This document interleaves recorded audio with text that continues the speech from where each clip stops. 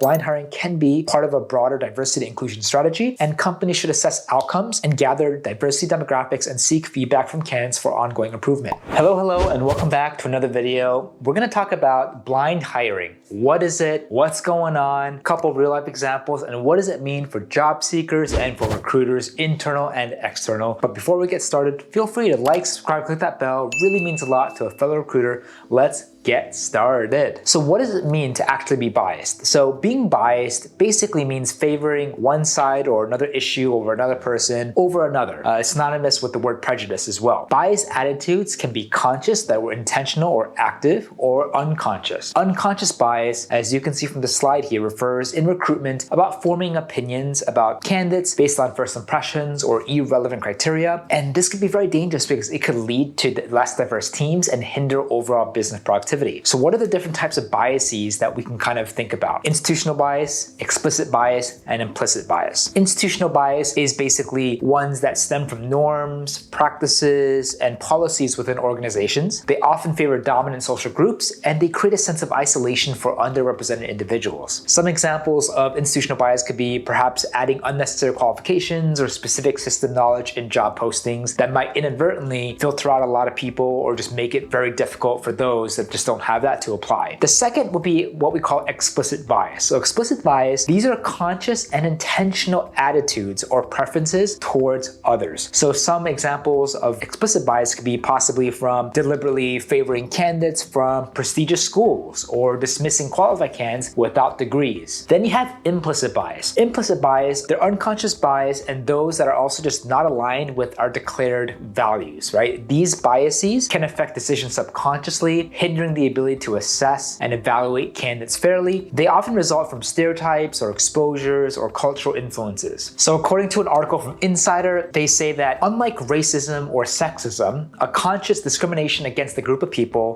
with implicit biases are often not aware of the ways that their biases affect their behavior. Implicit biases can reinforce existing inequities and stereotypes, according to Matthew, co-chair of Cultural Competencies and Anti-Bias Education at Diversity Council. He also said that you're not a bad person for having implicit biases, but it's important to acknowledge that these feelings can and have a significant impact on the workforce, medicine, education, and more. Underrepresented groups in general are impacted by unconscious bias in the workforce over and over again, which is why it's really important for recruiters to really be aware and to implement inclusive recruitment practices in order to keep teams diverse. So now let's kind of go over like what exactly is blind hiring. So blind hiring is a method that removes personal information from applications and resumes during the screening process. It is designed to reduce the risk of bias. It helps the employers and recruiters to focus on each candidate's suitabilities and hard skills for a given role, undistracted by factors that are, on the face of it, simply irrelevant. How does it work? You can remove information from resumes, applications, names, college graduations, years, hobbies, photos, etc. Evaluate candidates based on the qualifications and skills and experiences rather than their social identity. According to some research findings, there are studies across Europe, Canada, and even US that really show that blind hiring generally increases interview rates of disadvantaged groups. Positive outcomes observed in various sectors, including public services, restaurant chains, and even private companies. But you have to also be cognizant at the same time. The same studies also highlight that there are potential limitations and challenges as well. Now let's talk about why does blind hiring matter? So number one, it eliminates unconscious bias in recruitment. It's really important that companies strive, especially if they authentically and genuinely want to create a diverse culture, diverse team, diverse perspectives that can only help a company continue to grow, foster an environment where a lot of people will be fulfilled and seen and heard. It also enhances diversity and inclusion efforts. A lot of times if you think about starting a company and diversity is not a priority for you, you end up hiring your first 20, 50, 100 people, and then you want to turn on that diversity light, it's going to become very difficult for those subsequent individuals to be able to mesh, to be able to truly integrate in a culture that's not that truly diverse, that rather is homogenous. I think if diversity is a goal, and it should be a goal for companies and teams out there, it's really important to do whatever you can to modify your hiring, recruitment efforts, outreach, and strategies to be able to create a diverse team from the get-go. It starts from the top and also starts, and it's easiest when the teams are smallest. Only then are able to create a fantastic environment that subsequent people who join are just going to be excited about joining a company, that you're basically creating a company where people and candidates in the future are going to be excited to join because of just the intentional efforts of management and the founder and leadership leadership and recruiters alike to create a wonderful, diverse, fantastic workforce and team. So what are some of the challenges in blind hiring in case you're curious? Number one, there's something called the partial solution to bias. What that means is biases can resurface during face-to-face interviews, impacting final employment decisions. So you may be impartial and you may be objective when it comes to utilizing some sort of filter, being able to strip away social identities, pictures, schools from the resume. But as soon as you now see that person in front of you in person or via Zoom, all of those unconscious bias can come in and possibly impact your decision making. The second challenge is what we call limitation to masking information. What that refers to is complete masking of identifying details of someone is impossible, right? Word choices may mistakenly reveal a candidate's gender, influencing recruiters' perception and decisions, for whether it's cultural nuances, ethnic nuances. There's so many ways that you can learn more or have an idea about someone beyond just the resume, whether it's like the tone of their voice, how they're able to type, the wording, the grammar to how they speak, the diction, a lot of other things. All of these things can impact a hiring manager or recruiter's point of view or decision making. The next challenge is, again, challenges in work history evaluation. Biases, conscious or unconscious, can arise from the companies that the people are coming to. And again, it's very difficult to mask all this information and to make sure you're completely objective. Next is impact on candidates. What do I mean by that? So blind hiring essentially relies on skill assessments, which candidates can find just very time consuming. And ultimately, if that's the case, this can deter many candidates from even applying to the job. And a lot of these candidates could end up just being perfect for it. The last one is what we call potential diversity issues. What this means is that although companies are putting in an effort to increase diversity, they might unknowingly favor underrepresented groups, but blind hiring, what we're seeing, conceals this information until later stages, potentially reducing overall diversity. So while a company might have a really good agenda and purpose in the beginning to do it properly by masking a lot of things, by adding filters and tools and softwares, you might actually end up hurting your diversity hiring and not hitting those KPIs or numbers that you want to. So these are a lot of different things that you need to be aware of when it comes to these just challenges around blind hiring. So what are some of the impact of blind hiring on job seeking? Well, number one, it provides a greater field and opportunity to have equal opportunity. There is also a chance of significantly reducing discrimination by taking away these biases or minimizing them. There's more focus on skills and experiences. It doesn't matter so much on what college you go to anymore, what company you come out of. If you can do the jobs well, if you have that aptitude, you have that strong kind of hard skills that the job requires, you should be qualified to get the interviews and get the job done. You could also have increased job satisfaction, right? People hiring because they're qualified for the role. They're normally going to be more fulfilled and happy for being hired in a role that they wanted, that they're good for. You can also promote diversity in leadership. The more diversity you have in your team, the more diversity you can have on your middle management and high management executives and beyond. Lastly, more professional just growth opportunities. So people who are underrepresented, or those who typically did not have access to as many growth opportunities, by leveling the playing field, by having equal opportunity, by reducing discrimination, will give an opportunity to have a lot more L&D and growth for many people out there. So what are the impacts of blind hiring on internal recruiters? Internal recruiters can have an unconscious bias against candidates in different ways. A lot of it we talked about, but let's dive into it again. Number one, they can favor candidates inadvertently from departments or teams they're more familiar with due to past successful placements or personal connections. Maybe that they're stronger with the engineering team or the manager is there and not so much with the marketing team or the design team. That could possibly impact or affect their decision-making process, point of view in terms of being fair. They can explicitly seek traits or experiences in candidates that align with their preconceived notions about certain roles. Again, talking about conscious and unconscious bias. They can resist change and they can prefer to just maintain the existing team dynamics, mistakenly preventing diverse internal mobility. Even though the company and the leadership wants to be more diverse, it really comes down to the execution of the individuals, the hiring managers, the recruiters to carry that out. Somehow there's wires crossed, they don't really understand. They could just continue their regular targeting on folks that might not fit the bill. They can also unconsciously favor candidates who share similar characteristics, backgrounds, or interests. Lastly, they can also overly rely on initial information about candidates, right? Making it hard for employees from lesser known departments or companies to overcome their possibly less than stellar first impressions. Internal recruiters can challenge the biases by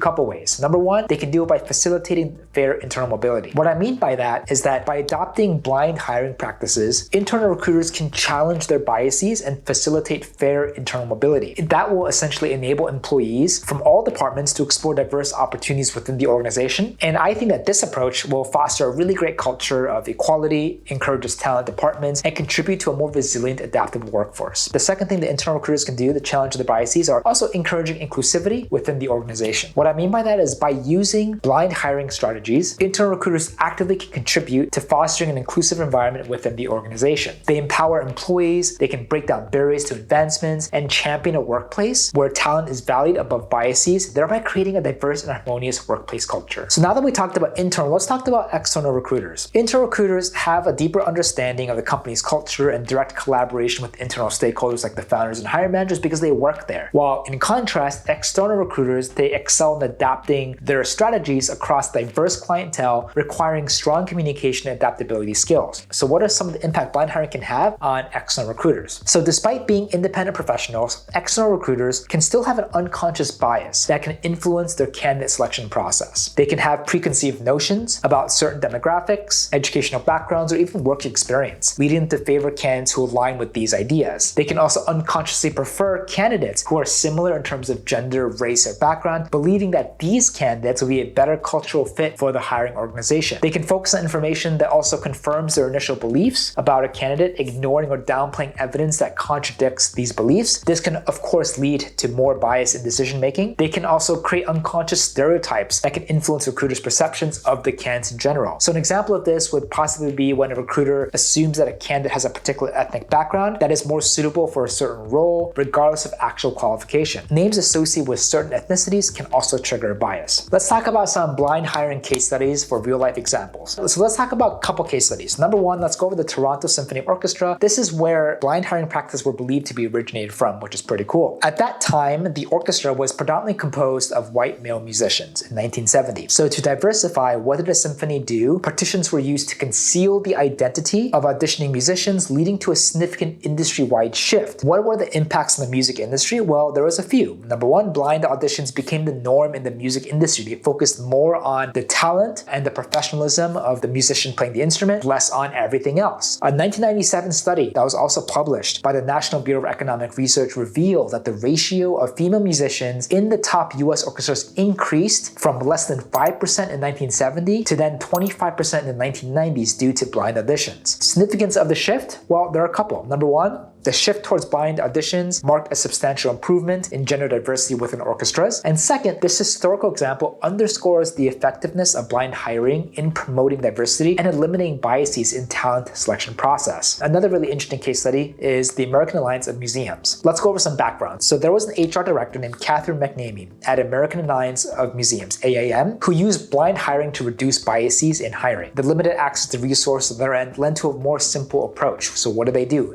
The applicants were asked not to include identifying information on resumes. What was her specific approach? They were assigned numbers and then referred to those numbers until the interview stage. This overall approach increased awareness of biases, clarified evaluation criteria, and overall enhanced candidate experience. What were some of the benefits and challenges? Well, the research here shows diverse companies perform better, but biases still remain prevalent in hiring. Blind hiring methods also include a lot of different ways, from redacting names, addresses, and dates from resumes, and also using skill-based assessments. What were some of the tech solutions that this inspired? There is, for example, a lot of startups, but one that comes to mind is a startup called Gap Jumpers or Interviewing.io, which offers platforms for blind hiring, although they're a lot more suitable for larger companies. You can also do it more of a DIY approach for smaller companies or startups, where you can essentially adopt a do-it-yourself approach, manually conducting workshops on unconscious bias that can complement blind hiring efforts. Some of the complementary measures that arose also from this case study is that companies can also now train or think about training hiring managers to focus on skills-based questions and conducting workshops on unconscious bias that can complement blind hiring efforts. And lastly, how does this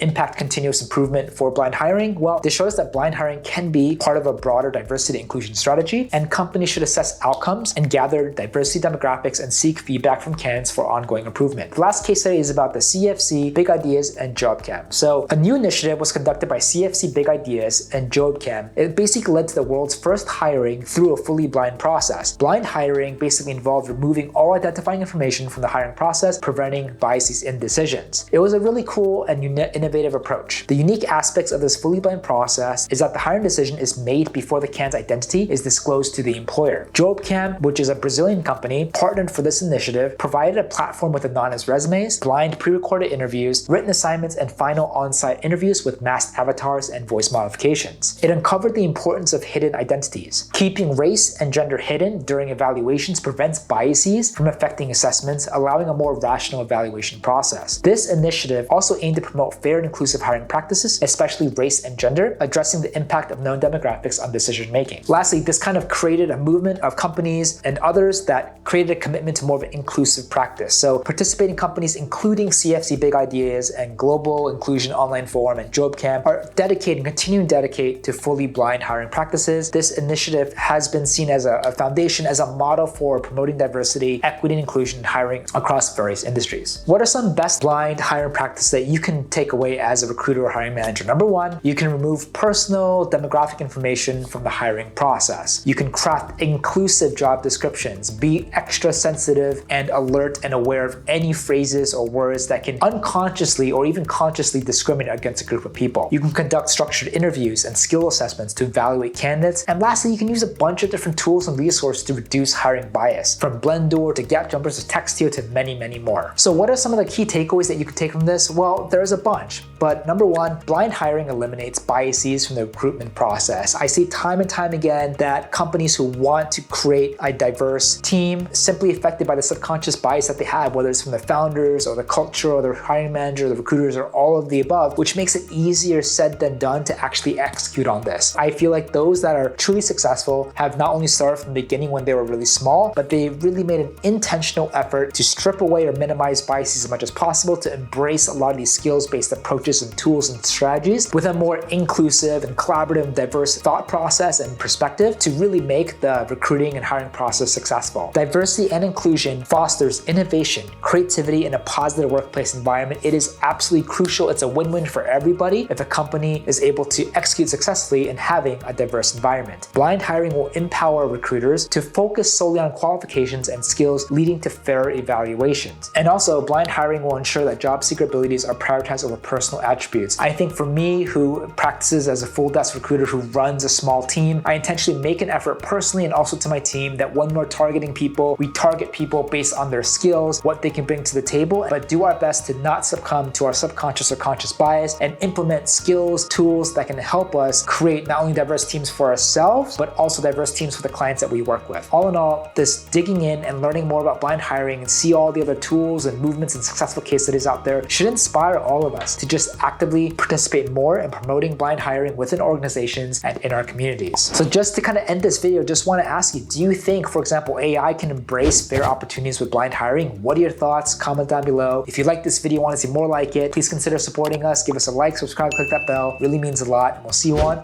the next one.